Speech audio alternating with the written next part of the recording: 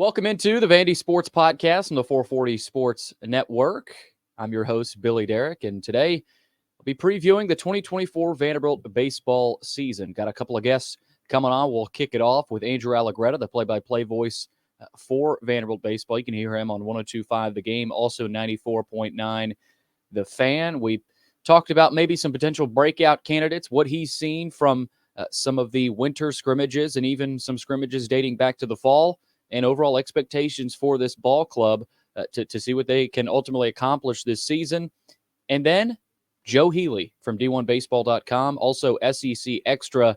We dove into Vanderbilt and got into the nitty-gritty with a lot of the young pitching staff, guys like Ethan McIlvain, even Cam Kojal. Where do these young guys fit into this lineup? And is Vanderbilt an Omaha team? Can they win a national title? Joe Healy dives into all of it with me here in the second portion of this podcast. But a couple of words from two of our sponsors. First and foremost, Anchor Impact. Commodore Nation, you can get closer to Vanderbilt athletics than ever before with Anchor Impact, the official NIL collective for Vanderbilt University. Gain access to unmatched exclusive coverage and be part of a one-of-a-kind community. As an Anchor Impact member, you gain exclusive privileges and benefits, offering deeper engagement with student athletes, coaches, staff, and the entire Vanderbilt community. Access behind-the-scenes content, exclusive events, unique merchandise, and personalized experiences, creating an unparalleled connection with the student-athlete's journey. Become a member today and be part of this impactful journey. Help the Commodores thrive and contribute now by logging on to anchorimpact.com/register. Also, the topics on today's show and this season's baseball content. So you're going to hear a lot from the Murfreesboro Pure Milk Company. They are a family-owned third-generation milk and ice cream distribution company located out in Murfreesboro. Partnership began over 50 years ago with Purity Dairy in Nashville to provide purity milk and ice cream to consumers in Middle Tennessee, and they now serve Southern Kentucky, Northern Alabama, Chattanooga, and North Georgia. Today, they supply grocery stores, convenience stores, and others with Purity products, as well as Mayfield, Nestle, and Haagen-Dazs ice cream. For more information, visit their website at mpmci.com. All right, it all gets going Friday night for the Vandy boys as they welcome FAU, the FAU Owls. Solid program. So this is going to be an interesting series, non-conference series, of course, for Vanderbilt. Friday, Saturday, and Sunday. We will be there to cover all the action. I talk a little bit about that with Joe Healy coming up later in the podcast. But first, we'll kick it off with Andrew Allegretta, play-by-play broadcaster for Vanderbilt baseball games at the Hawkins Field, and he's actually there right now. Andrew Allegretta joining me here to preview the 2024 Vanderbilt baseball season. Andrew, you've been at some of these scrimmages over the weekend, and I think I went to one early in the winter. And again, you can't take a ton from these, but I think the biggest thing from these scrimmages is, okay, who's playing where? This freshman playing well defensively. You've got this Braden Holcomb monster who's 6'5", towering over a lot of the other guys. So what do you look for in these? And I guess what have you taken away from some of these scrimmages you've been able to look at? First off, good to talk with you. It's here. Yeah. Baseball's here. I'm very excited. It's get ready day too, because the fence is getting adjusted, like the new sponsorships and stuff, they're going up. The Hawk is getting its annual power clean, which is great. So we're very excited. What have I taken away from the spring? I think, like you said, it's a little tricky because there's so much experimenting that happens throughout the course of fall ball, throughout the course of spring practices and the scrimmages. So it's hard to know exactly, okay, because X happened on January 31st, that's going to translate to March or April. I think one of the things that we know is frequently it doesn't translate, right? And Coach Corbin is going to experiment. I think if there's an instinct that I would have watching fall and spring unfold is there's going to be a lot of competitions for a lot of positions, and perhaps way more than we're used to over the past couple of years, at least that I am, because I really can only think of two positions that are locked in. And I don't think that would surprise anybody, that shortstop and third base feel pretty good. And then after that, the other positions I think could change throughout the course of February, March, and into April. And then invariably something's going to change in May and June. I think there will be some growing pains defensively. And that's not to say that they're going to be bad defensively at all. But I think you're going to have a lot of people out there that haven't seen the same number of innings going into the season that perhaps that we're used to. And replacing Enrique Bradfield Jr. in center field is going to change everything for them. Everything. Because the way that they line up their left fielders and right fielders has to be different because they could do so much with Bradfield in center field. Left and right are going to have to carry more water throughout the course of the season. Or you could see more offense for defense type substitutions come the 6th, 7th, and 8th innings. If hypothetically speaking, if RJ Austin starts off in center field and then Vanderbilt gets a lead, they might move him to an infield spot. They might put Cal Hewitt in center field. Now you've got a better defensive lineup on the field for when Vanderbilt leads, hopefully by 3, 4, 5 in the 7th or 8th. I just think the defense is going to be in flux for a long time throughout the course of this season. That's not a bad thing at all. I think they've got a lot of players that can play. It's just solidifying this defense. It may not happen for months, and it may never really happen throughout the course of the season. We'll see. I want to go back to last year, specifically the end of last year. Obviously, you were there in Hoover calling their SEC tournament title. And then, they return home for a regional. And obviously it was a disappointing end to the season. And that was back-to-back seasons, ending in a regional loss, one on the road in Corvallis, of course, last year at home in Nashville. With your experience kind of being around these guys, talking to Coach Corbin, I know you guys actually had a recent Anchor podcast out that was really good, actually. I encourage everybody to listen. But what adjustments have they made because of how last season ended, in particular with some of the pitching injuries, which you guys talked about, and just offensively too? Like how does another disappointing ending in a regional sort of connect to this year and provide sort of a chip on the shoulder of some of these guys, and even a lot of these guys, because you do have a couple fifth-year seniors, and you got some veteran guys that, it's kind of time for them to step up. A lot of good questions, and frankly, Billy, questions that I don't have the answer to specifically, and how last year translates to this year from a motivational standpoint from the guys. I'm really curious to see what personality this team takes on. I'm not saying that Bradfield was the personality, but I do think he was the largest personality on that team. And frankly, probably for the better part of the past 2 seasons, not just last season. And that's a great thing. Bradfield was a wonderful leader, but there's a vacuum there. I would hunch the biggest personality on the team becomes RJ Austin. And I would hunch he becomes the emotional leader for that team.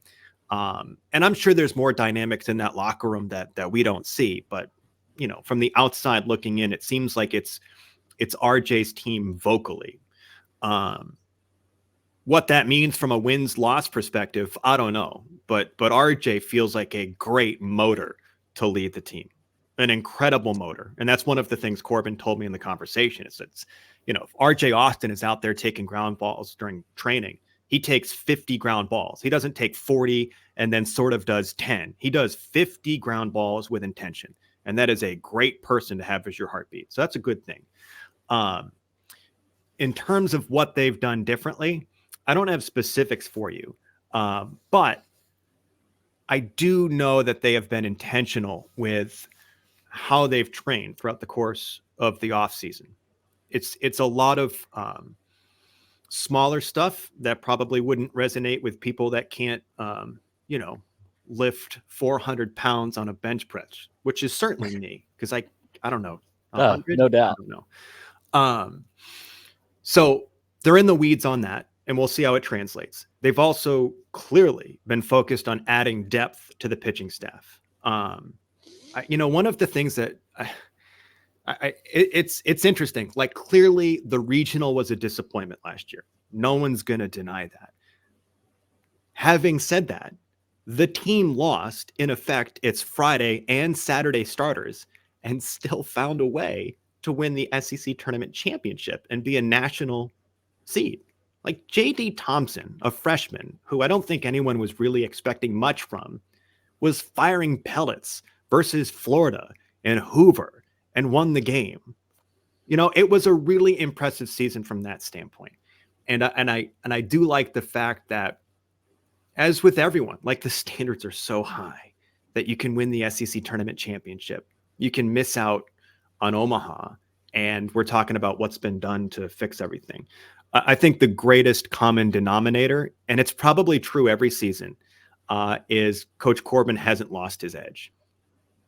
If Corbin is still out there with the maniacal focus on details and success, then you've put enough coal in the engine to fire this thing forward. So we'll see what it translates into victories. They have been intentional, like you were saying, changing their training program. It's small stuff, but we'll see how it translates. And, someone's going to have to step up on a regular basis, I think, from just a heartbeat standpoint, because Bradfield's not here anymore. And I do expect that more often than not to be led by RJ Austin. All right, let's start pitching wise in terms of kind of giving you the chance to outline some of these guys and some of the guys that we think, or you think actually will start or will play. I'm not asking you to project here, but kind of outline on these guys. We'll start pitching wise.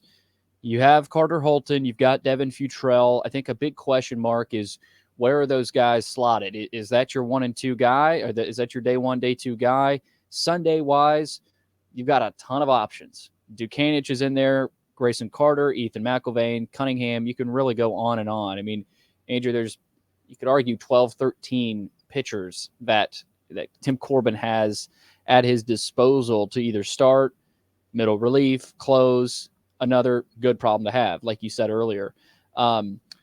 Pitching wise, what do you look at?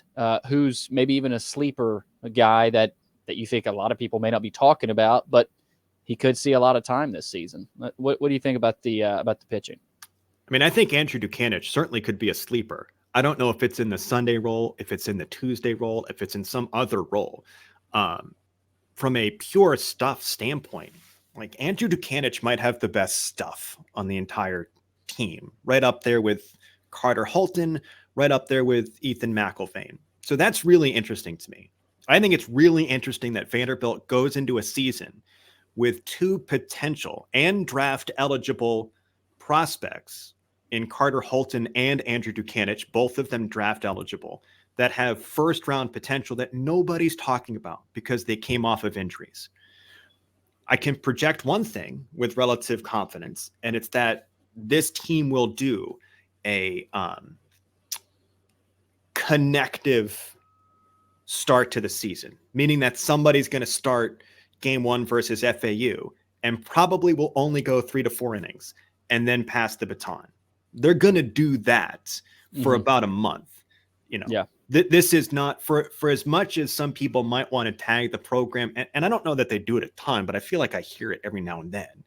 Like, does Coach Corbin really manage the welfare of his student athletes from it? Yes. Like, if there's ever a program that manages pitchers' arms really well, it's this one. There will be no Paul Skeens that throws 150 pitches every single Friday night throughout the course of the season. Carter Holton, Devin Futrell, Dukanich, Grayson Carter, Cunningham, whoever it's going to be throughout the course of the weekend, probably will go 3 to 4 innings for the first month of the season. And we probably won't see a consistent rotation until we get to, after the Houston series.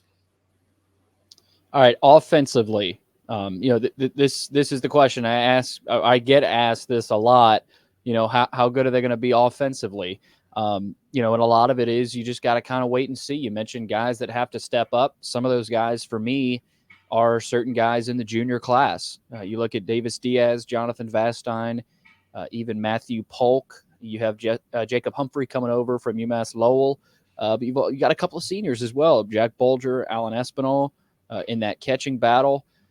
And you've got some young guys, Cam Kojal, Braden Holcomb. Who knows where those guys could be slotted and how much they'll play. But what do you think this team could do potentially offensively, and how important is, say, a power increase? Does it need to be dramatic, or does it need to be just a little bit better than last year? I don't know. Like, I feel like I think back to the Moneyball scenes where it's like all that matters is getting on base. If you can get on base through a walk, a hit by a pitch, a hit, a home run, whatever, we're fine.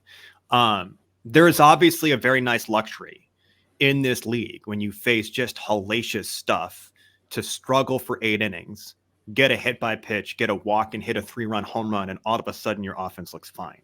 That feels significant, but not necessarily like a strategy that you lean into.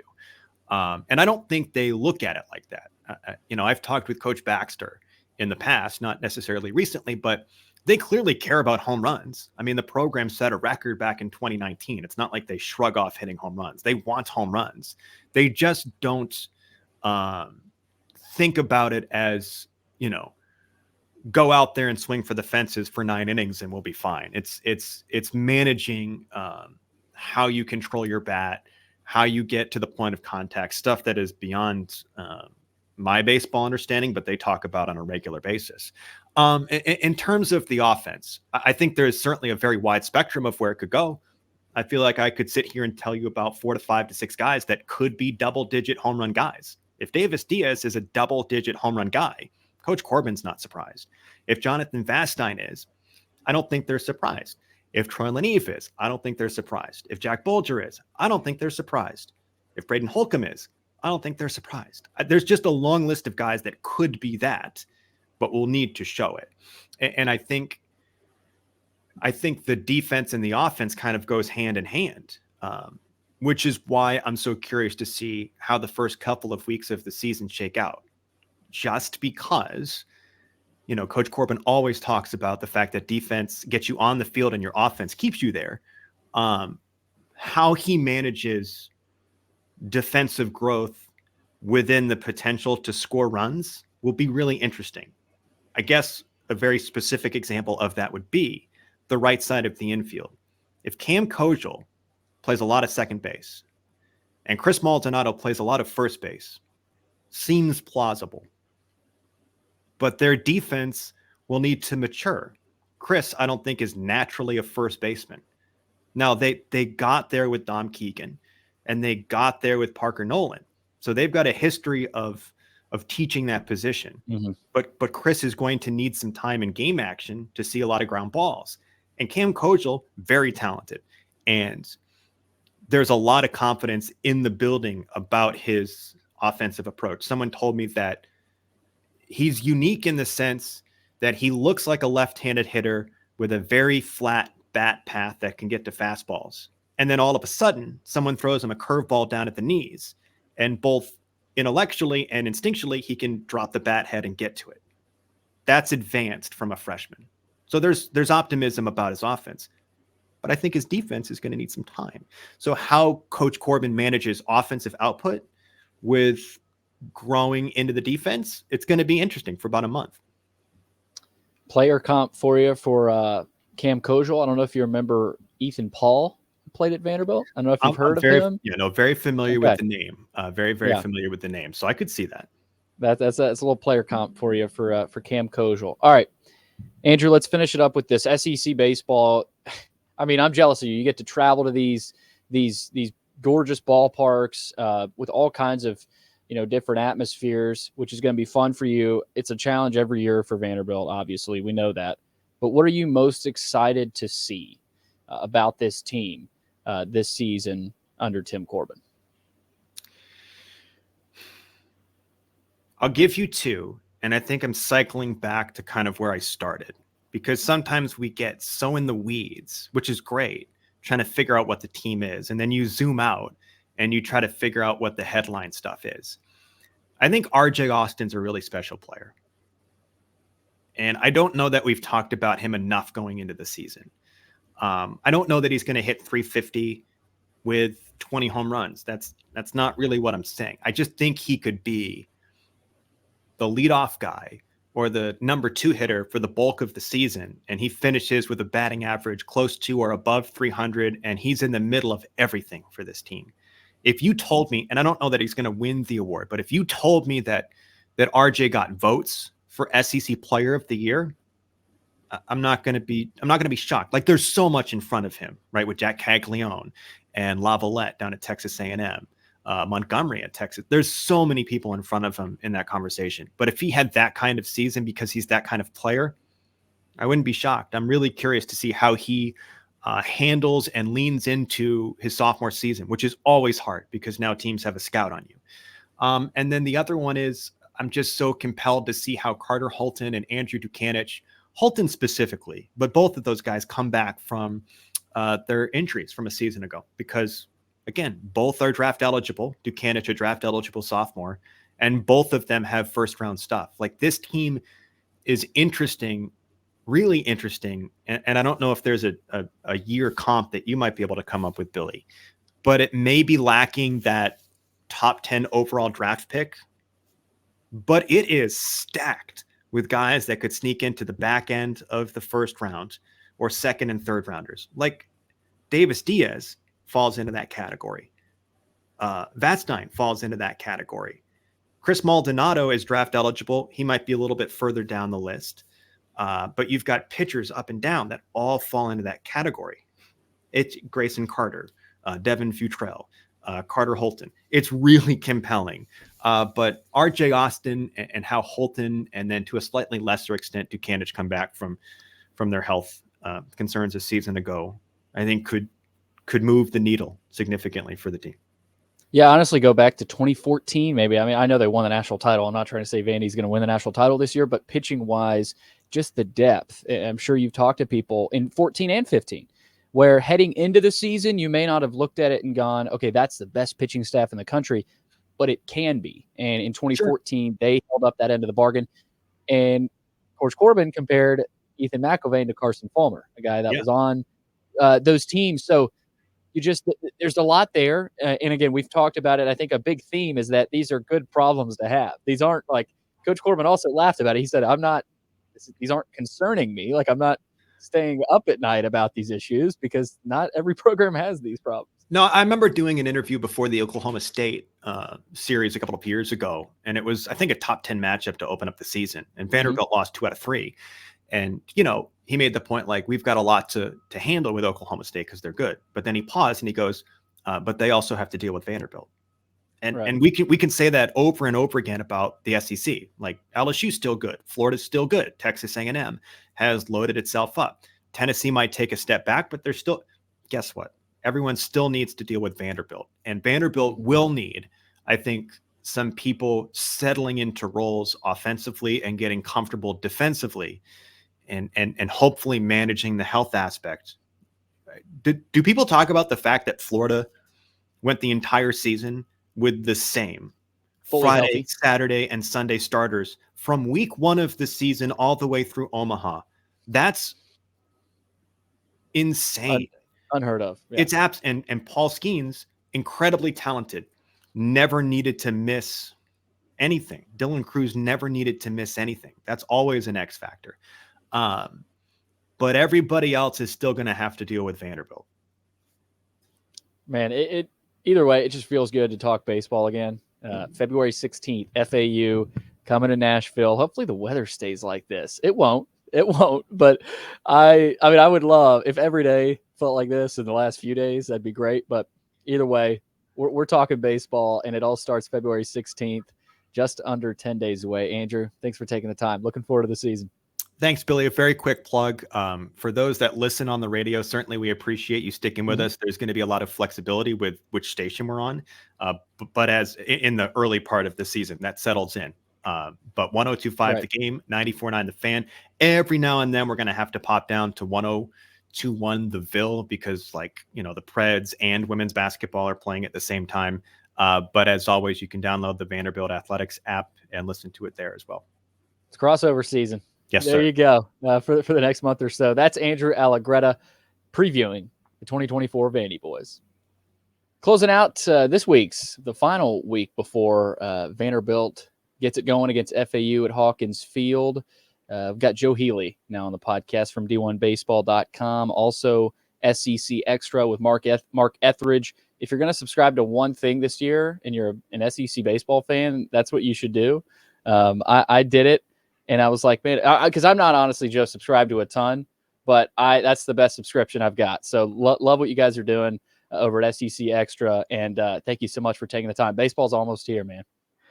Yeah, happy to be here, Billy. Always a pleasure. And yes, I joke that college baseball is right around the corner when the weather gets really gross, And here in the Carolinas, it's been been pretty chilly for 2 or 3 weeks now. So, and when it's been warm, it's been rainy. So that tells me that, hey man, we are right around the corner, and yeah, can't wait. Looking forward to it, and I appreciate the kind words about SEC Extra. Mark and I are, we promised when we started a year ago, or about this time a year ago, that we're just going to throw a bunch of stuff against the wall and see what sticks. And thanks to folks like you, and I'm sure some of your listeners and viewers, like, a lot of stuff stuck, thankfully. And so we're just kind of excited to keep iterating and keep trying new stuff, and we'll see what happens in year 2.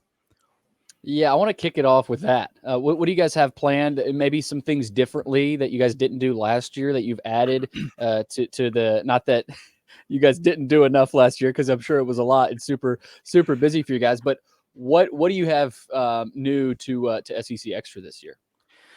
A couple things I'm really looking forward to. One is that we're launching every weekend, basically a daily SEC Baseball Today YouTube show. It'll be me primarily. Mark will be on sometimes. I imagine I'll rope in Kendall or Aaron or Mike Rooney or someone else occasionally, based on who's seen what in the SEC and who might have some takes, if you will. But the idea is, Friday we'll preview the weekend. Saturday we'll kind of look back, but also look forward. And then Sunday will be a little, okay, here's the state of play in all of the SEC series going to the final day, kind of get you ready for that. So last season, we kind of felt like one aspect that was missing was, okay, I might be at a series, or maybe Mark's at a series, so we'll have that series covered. But how do we cover the other 6 series going on in the conference?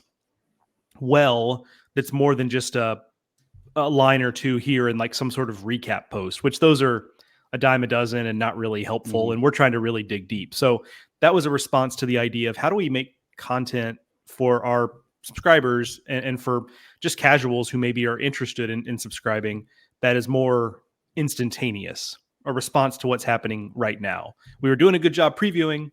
We were doing a good job recapping at the end of the weekend, but we wanted to do some more during the weekend that felt a little more up to the minute. So that's the one of the we're looking forward to. We're also focusing just generally on trying to incorporate our voices a little bit more. Last year, it was a lot of, we covered the nuts and bolts and the blocking and tackling, metaphorically speaking, of SEC baseball. And Mark did a pretty good job, I think, putting his voice into things. But, this year I'm trying to find ways that I could, give a little more personality, give a little more perspective.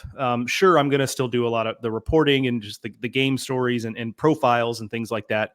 But I've also got some ideas kicking around, nothing firm yet, about how you could just understand what's going on in my mind and kind of give maybe, I won't say takes, but just kind of more of an opinion or a perspective on what's happening around the league in a way that I wasn't doing a ton of last year. That won't backfire with certain fan bases. Oh, sure, not at all.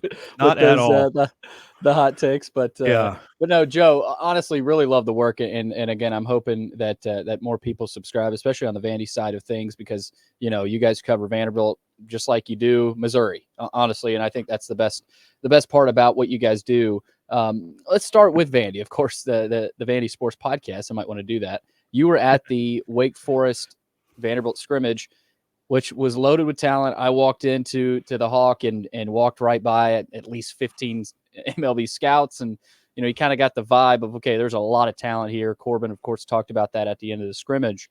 What stood out to you on the Vanderbilt side? And of course, it all starts at pitching, but even offensively, were there any guys that stood out to you where you go, maybe that guy could have a big year?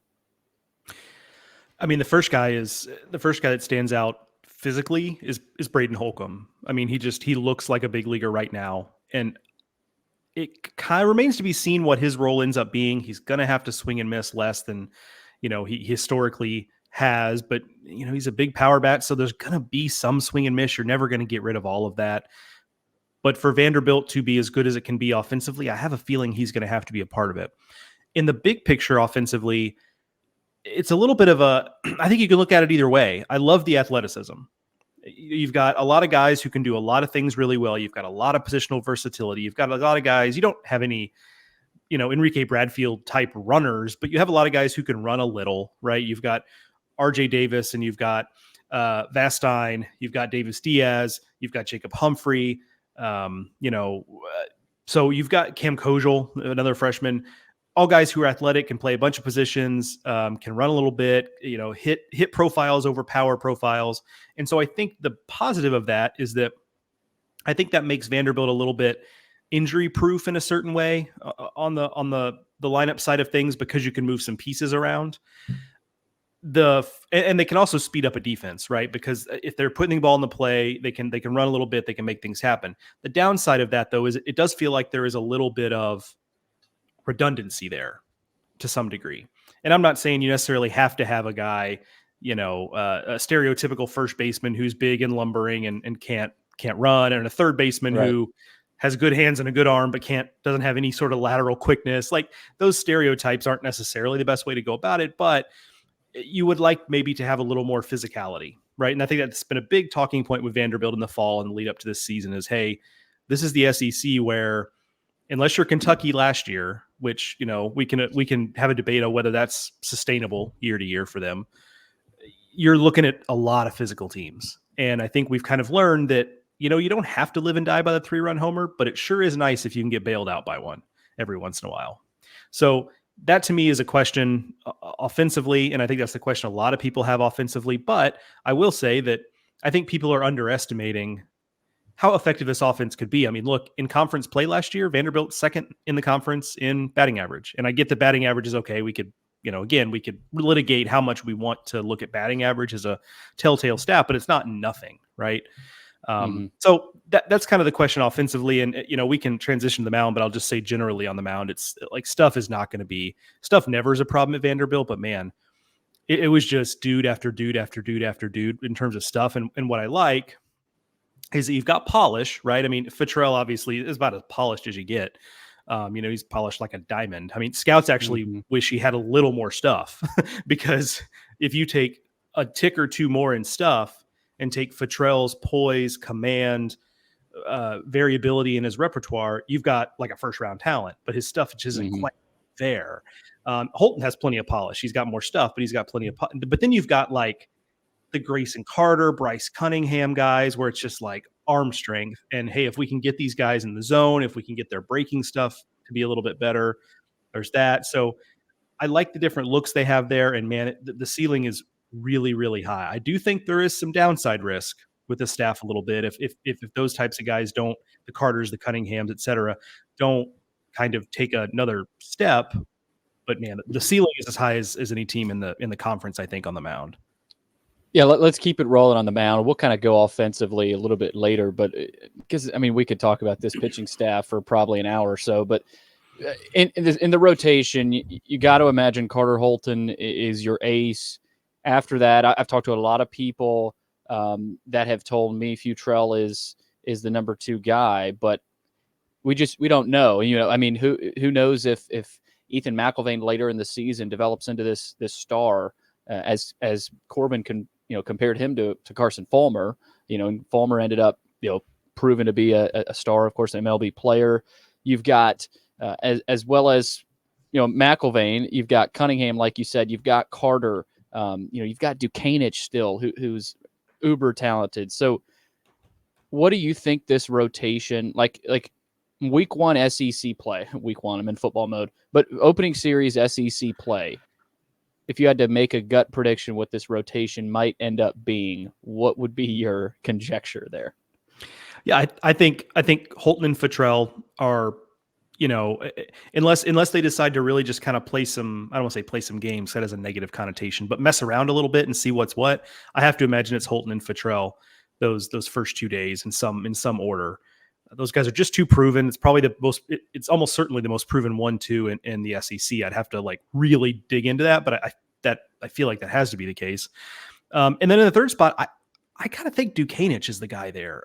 I came out of last fall and I was talking to Mike Rooney about this because he saw Vanderbilt 2 falls ago, and he came back saying, man, this Dukanich kid, Like there's some stuff that he needs to clean up fastball wise, but that slider is like a cheat code, and so he's like, I think this is their guy. And then of course injury happens and we don't really get it. And it kind of feels like because of the McIlvains of the world and the pitchers that Vanderbilt brings back that were on the mound last year, that we've kind of collectively, and I'll throw myself into this, forgotten a little bit about Andrew Dukanich.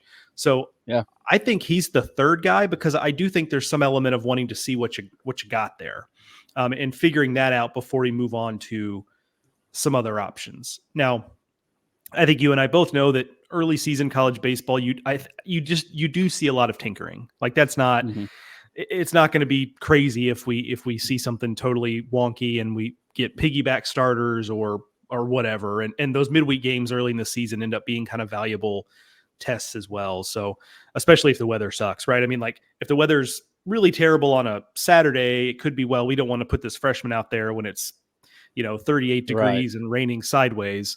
Like let's save it for Tuesday when it's 65 and sunny, and then do it then because we don't want this kid's first appearance to be that. So there are some other variables there, which that this is what you get when you play college baseball in mid-February. But yeah, so I'll go Holton, Futrell, and Dukanich, but TBD.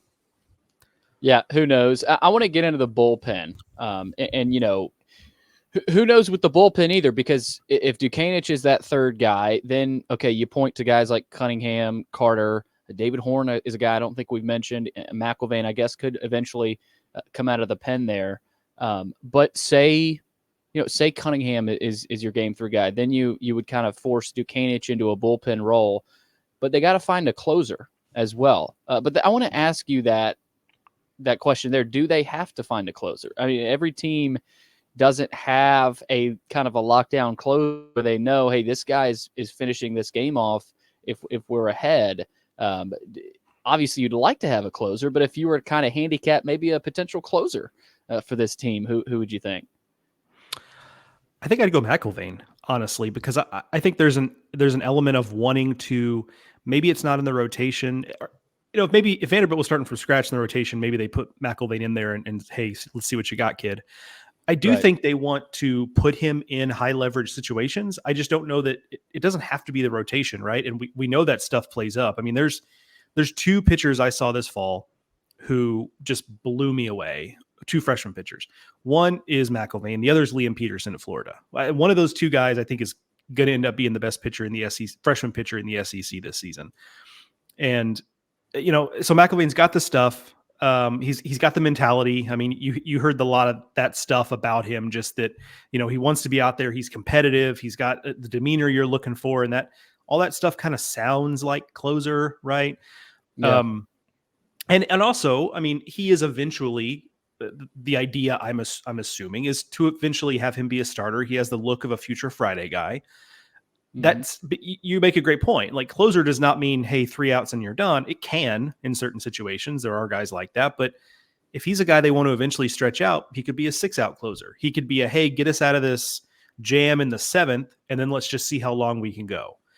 That might be the eventual role for him, because I do think he has the ability to be stretched out. You watch him throw and it's like, it's 98 miles an hour, but it's an easy 98. Like, he's not out there with a violent delivery grunting on every pitch to get it over at 98. Like, it's kind of smooth and easy. So that's where I'd go there. But man, you talk about being able to give a bunch of different looks. I mean, if, Carter and Cunningham, both big time stuff. You mentioned David Horn. That's a great one. You've got experience here. You've got Ginther and you've got Hlaboki. And, we know that coaches love those security blankets of the guys who have been in, dozens and dozens of SEC games. So it wouldn't shock me if at least initially you get something like that. But for me, I think having McIlvain in that role is the perfect Venn diagram of, let's not put him out there on Fridays or Saturdays against SEC foes, but let's also use one of the best arms on our roster in situations that are high leverage. And to me, that means, a stopper in some form. Joe, we love making these preseason statements. This team has the best pitching staff. This team has the most power. This team's got the best freshmen. Obviously, Wake Forest, you would have to say, I mean, it's hard to say anyone's got the best pitching staff in the country other than Wake Forest right now, especially with their top 3 guys. But where does Vanderbilt stack up for you overall, at least from top to bottom? When you look at just their pure depth, when you kind of stack them up, not just with the SEC, but in the country.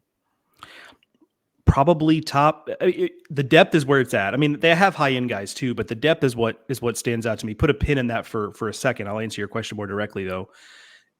Probably top 7, 10 certainly, 5 to 7 maybe. It just in terms of you've got the experienced guys, you've got the guys with raw stuff, you've got the guys that give you unique looks, you've got experienced bullpen guys, and they have the ceiling to be a top 3 pitching staff. Now I'll circle back to what I put a pin in. So I agree with you generally. Wake Forest, I mean, that they have 3 Friday guys essentially in their rotation. 3 guys who could be first round picks. They're just okay. We get it. They're great. Like, congratulations. You have a great pitching staff again. But I think one thing we saw in that fall scrimmage was that Vanderbilt, I know Coach Corbin was a little bit frustrated. The first, 6 innings didn't go great. But I think one thing you saw was that Vanderbilt got better as the scrimmage went on. And I think that speaks in large part to the depth on the pitching staff, because at some point, you're just going, as the scrimmage goes on, you're kind of, the first 6 are like 1 versus 1s. And the second scrimmage is kind of a mix of 1s and 2s for both teams. But so you're getting theoretically equal talent, quote unquote, as you go through the scrimmage. And, Vanderbilt won those last 2 6-inning stints. And looked a lot better. Now, would you want to look best against Vanderbilt or Wake Forest 1s? Sure. But I do think it shows that the strength of this team might be in its depth as much as its high-end talent. And I think that's certainly true position player-wise, but I think there's some truth in it on the mound as well. All right. Position players, here we go. I think the corners look fairly settled with Davis Diaz at third and Chris Maldonado over at first. The middle, of course, with Vastine at short. At second, could it be Cam Kojal? Could it be Jaden Davis? We'll see. Center field, is it RJ Austin? Does he stick in center? Right field, you've got guys like Calvin Hewitt, Jacob Humphrey. So Corbin actually said this in his availability before the season. He said this might be the toughest decision-making process in terms of putting guys on the field just because of the equality that exists between them all. And he said, he basically said, I'm not concerning myself with this because I think he knows that's a good problem to have. Now, it can, I guess, get sticky at times, right? I mean, late in the season, you still got guys fighting for spots. It may not be the best overall, but I mean, Vanderbilt's dealt with it before. But what do you look at these position guys? What do you think of, and maybe who are some of your predictions at some of those spots I mentioned that are maybe still up in the air? Yeah, so I'm with you at the corners, and you got to like what you got there. I mean, Chris Maldonado, just solid, steady Eddie kind of guy. I mean, he's not flashy. It's not like, I don't think I'm going to say this and he's going to have a monster year, but he doesn't strike you as a guy who's going to go out and be a big prospect or win SEC Player of the Year, but you just kind of know what you're going to get there.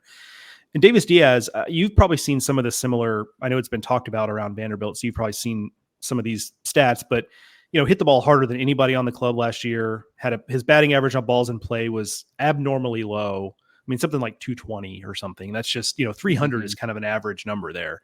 So he could hit the ball just as hard as he did last year and hit 300 plus next year. Right. So, and I saw him on the Cape and he looked great. So I feel pretty good about him there. Vastine, of course, I don't think he gets appreciated necessarily for, there's shortcomings offensively, but, really steady defender. Maybe Kentucky's Grant Smith is probably the best defensive shortstop in the conference, but Vastine is in that mix there for sure. At second base, I have an inkling that it's Kojal. I think there's going to be a little bit of an emphasis put on defensive ability and athleticism, and Kojal's defensive ceiling is incredibly high. And he's a very good athlete. He's a very good leader on the field. High school quarterback, all that stuff. Jaden Davis strikes me as, you're going to want his bat in the lineup, but he strikes me as a DH or, maybe Chris Maldonado is not swinging it well. Let's put him at first and put somebody else at DH, one of the catchers, if you will, at DH. And he's just, I'm not an evaluator, but to my eye, Kojal looks like the better defender at second base. So that's kind of where I go there. I do think RJ Austin, center field seems like the ticket there for him. And I think it's a good progression of him as a player. I know scouts are really excited to see him out there. It's obviously an electric athlete, and Vandy got spoiled a little bit with having Bradfield out there for so long. So it's going to look a little bit different. He's not the same type of runner, but he is a similar kind of athlete, and so I think there's a lot of upside there. And then the corner outfield spots, man, you want to talk about a lot of various options and guys who can do a lot of different things. I think the key out there is what do you get from Troy Leneve? Right. He has the pop in his bat to carry a lineup. I think to some degree the injuries were one thing, but also, maybe he just kind of is what he is. He's maybe a limited offensive player, but when he gets hot, he gets really hot. And, in the scrimmage against Wake Forest, a couple bombs. Yeah. Saw the SEC swing in Herbert. Yeah. Right. SEC tournament, like that looks like it's supposed to look. And obviously he's a hardworking guy who wouldn't still be around if he didn't want this. Right. I mean, it'd have been real easy for him to be like last year to be like, you know what? Fine. Writing's on the wall. Like, I'm just going to get my Vanderbilt degree and see you later, but he stuck around, worked at it, came back. I think that counts for something. Jacob Humphrey's going to be interesting for me. Obviously it's center fielder speed. I think he's probably more ticketed for right field on this team because of RJ Austin. It's a good arm. How much he's going to hit is the question for me. I like the swing. I do think it's pretty good feel to hit, but going from the America East to the SEC that's a tough adjustment. And if you're making that kind of adjustment, we've seen mid-major guys come to the SEC and have a lot of success, but the America East to the SEC is about as big as a jump as you can make in terms of conference quality. And you look at what the numbers he put up at UMass Lowell, which are very good. It's not, you compare that to the numbers of, say, Sonny DeShera when he went from Samford to Auburn, where he was hitting like 400 at Samford, like clearly was an elite bat to ball guy with quick hands and some power. And Jacob Humphrey just isn't that in terms of his profile. If he can get on base enough, suddenly he's one of the more dangerous players in the conference, but it's getting him to first base that's going to be the thing I'm kind of fascinated in. And if he can be that type of guy, be a pest on the bases, I think they've got something there, but that's the question for me. All right, I got a fill in the blank one for you here. Okay. This blank has to happen. Or I guess if Vanderbilt's in Omaha at the end of the season, this has happened. What has happened in the regional, in the super, or even regular season that, okay, Vanderbilt's in Omaha now?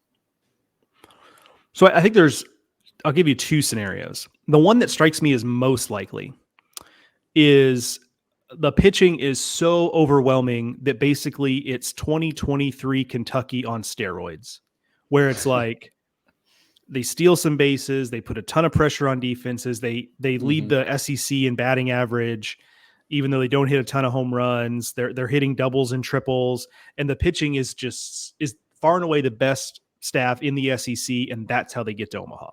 Like, that strikes me as the most likely scenario, and honestly, I could see it 100%. I could see it because if you can miss bats in the SEC, that's your cheat code.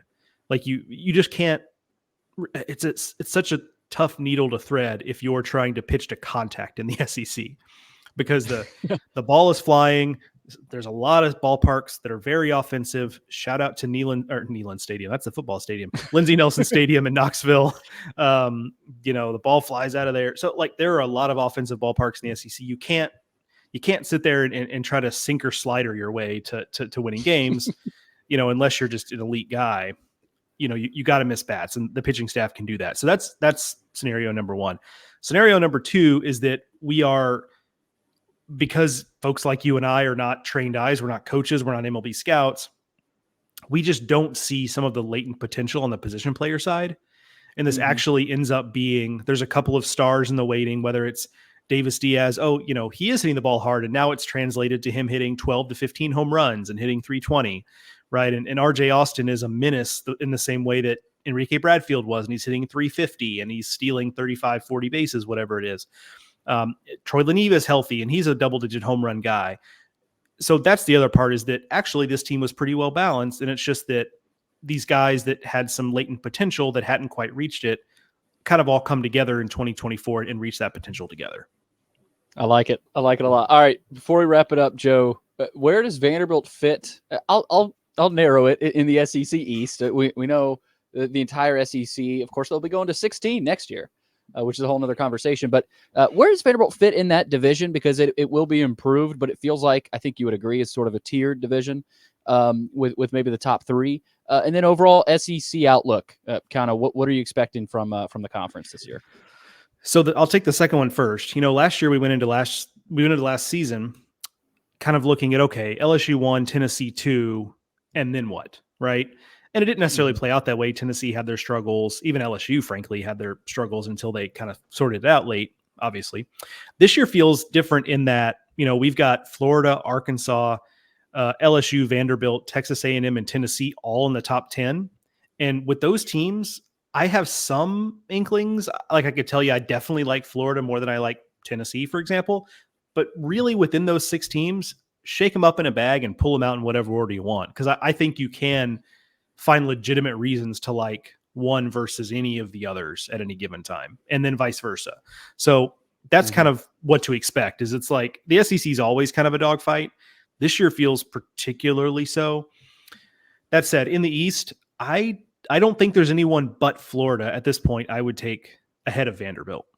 I think Florida they have the high-end pitching talent, right? They have Jack Caglione on the mound. They have Cade Fisher moving to the rotation. They have Liam Peterson, who I referenced earlier, the electric freshman arm. Brandon Neely's back to close games. Much like Vanderbilt, they also have a bunch of, young guys you've never heard of yet who are throwing, 95 miles an hour. And we don't even know what their role is going to be. And then offensively, you've got obviously Cags, who could he hit 40 home runs? Maybe, I don't know. The amazing thing about Cags is that he really doesn't walk, but he also doesn't strike out. Excuse me. He also doesn't strike out a ton. It's not like he's out there swinging and missing and striking out 85 times.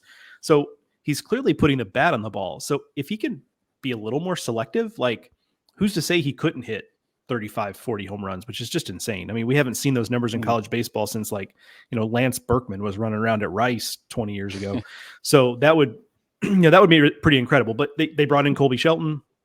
Offensively, he's obviously, one of the better hitters in the SEC. They have Luke Heyman back, hit something like 12 bombs last year. Brody Donay hit 12 home runs and 150 at-bats last year at Virginia Tech. A lot of pop there. So they feel really, really well-rounded. We have them as the highest-ranked SEC team, so that's no surprise there. But I like Vanderbilt right behind them. Tennessee's in this mix as well in the East. That's the other team to talk about in the East. But I have some questions about their rotation for the first time in several years now.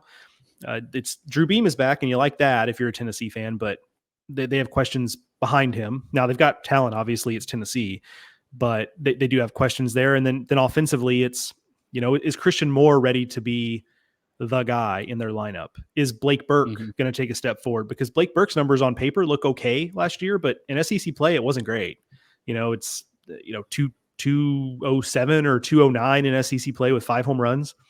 So can he take that step? Do they have somebody in their lineup who's ready to be the guy for them? They've kind of siphoned off a lot of that talent that's been there the last couple of years, has matriculated out into pro baseball, and they've replenished it with some talented guys, but can they be SEC player of the year type of players in the lineup? So Florida, Vanderbilt, Tennessee in the East for me is the 1, 2, 3 there. Can't wait. Baseball is just about here. It all kicks off, I guess I can say. Vanderbilt and FAU, February 16th at good team. the Hawk. Good team to start off with. What does FAU look like, Joe? No, I couldn't tell you. I couldn't tell you specifically. Go check out Aaron Fitt did our American Athletic Conference preview on our website, but I can tell you that they always overachieve. They're not typically the most talented team, although they do have a big leaguer recently, Nolan Shanuel, who was their first baseman 15 minutes ago, and he's already in the big leagues. So they're always fairly talented. I don't want to disparage them. The last couple of years, they haven't been in regionals, but they're perennial regional team. Go look at their history. They're in a regional basically on average every other year. They're probably third or fourth best team in the American, I would imagine. And here's the kicker. Oftentimes for SEC clubs that first weekend, you're not only playing a smaller conference foe, but oftentimes you're also playing a foe from maybe a cold weather climate or just not the best, right? But FAU's in Boca Raton. Like, I don't have to tell you that it's been 80 degrees and sunny every day the last 2 months. That team is going to have played a lot of baseball outside. They're going to have taken a lot of live reps. They're going to have taken bullpens outside. They're going to have been on real mounds. They're going to come out ready to play. Like, they're not going to come out rusty or, just like, I mean, it might be chilly in Nashville that day, but FAU's going to have been outside in warm weather. So that can help a team that's already pretty good. John McCormick is their head coach. He's been there forever. Truly one of the most well-respected head coaches in college baseball. He's one of those guys you don't hear any bad stuff about ever. I'm sure he and Coach Corbin go way back because John McCormick had been around a little bit. So I'm sure that's kind of how this series came about. They're both very involved in ABCA stuff, legislation stuff. So I think it's going to be a fun series. I think it's going to be overlooked in terms of being a fun series.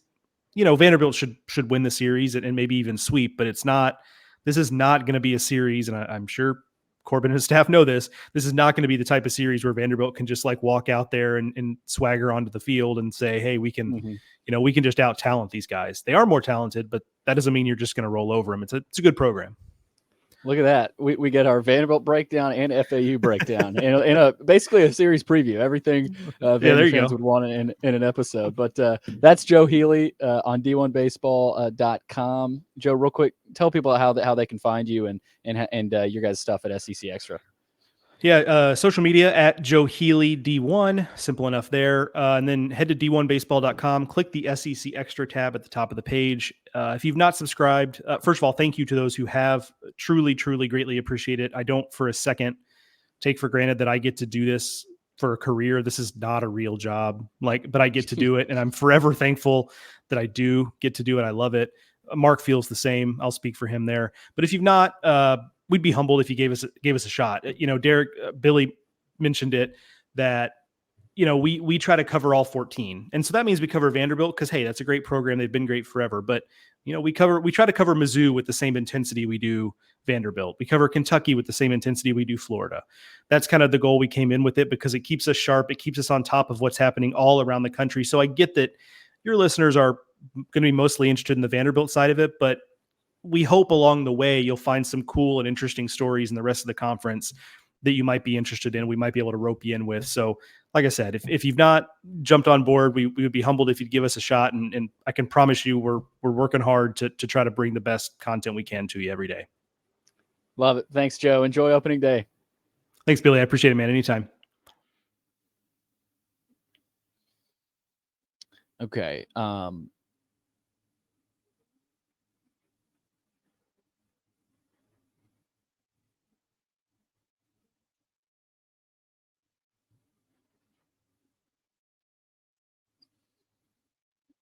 Close in 3, 2, 1.